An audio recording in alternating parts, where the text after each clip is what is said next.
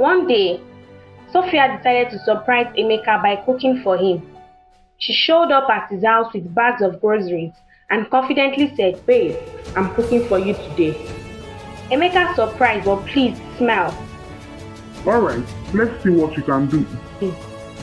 An hour later, Sophia called to the dining table. The food, jollof rice, looked unappetizing. The rice was half cooked, the seasoning was off, and there were burnt bits in it. Sophia proudly said, "Eat it with your church mind," and laughed. Emeka hesitated, but he took a bite. It was terrible. Still, he tried to finish his plate to avoid hurting her feelings.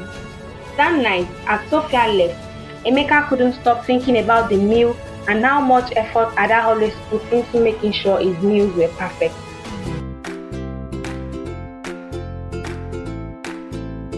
In the vibrant city of Enugu, Nigeria, there lived a young man named Emeka.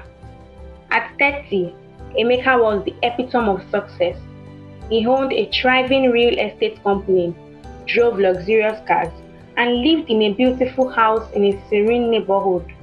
Despite his wealth, he remained humble and approachable.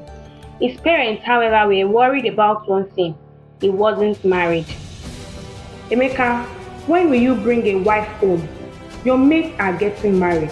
His mother, Mama Emeka, would nag every time she's with him.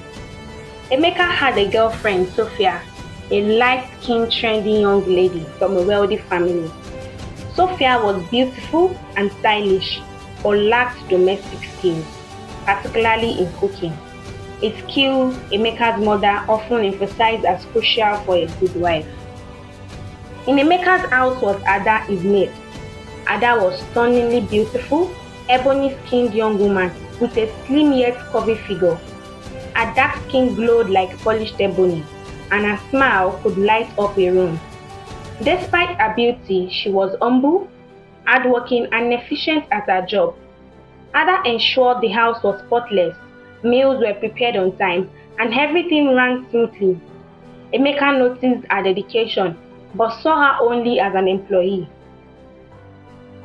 One day, Sophia decided to surprise Emeka by cooking for him.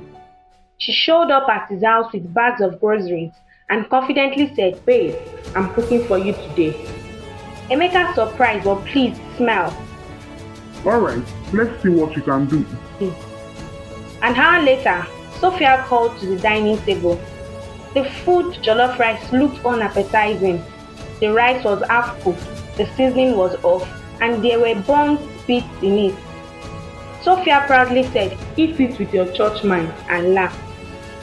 Emeka hesitated, but he took a bite. It was terrible.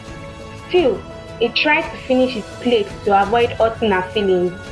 That night, as Sophia left, Emeka couldn't stop thinking about the meal and how much effort Ada always put into making sure his meals were perfect. Days turned into weeks, and Emeka began noticing more flaws in Sophia. She was rude to service workers, impatient, and often complained about trivial matters. On the other hand, Ada's humility, kindness, and dedication began to shine even brighter in his eyes. One evening, Emeka came home and found Ada humming a gospel tune as she prepared dinner. The aroma filled the house, and for the first time he truly looked at her. She was beautiful inside and out. That night, he couldn't stop thinking about her. Emeka started buying her that small gift, a new dress here, a pair of shoes there, and even took her shopping, making sure she had everything she needed. Ada was resistant at first, but eventually accepted his kindness and gratitude. They began spending more time together, talking about their lives and dreams. One day, Emeka's parents came to visit.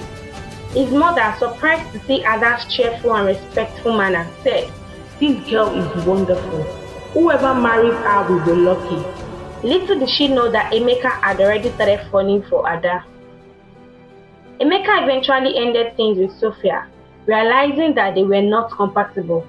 The conversation was heartfelt but firm.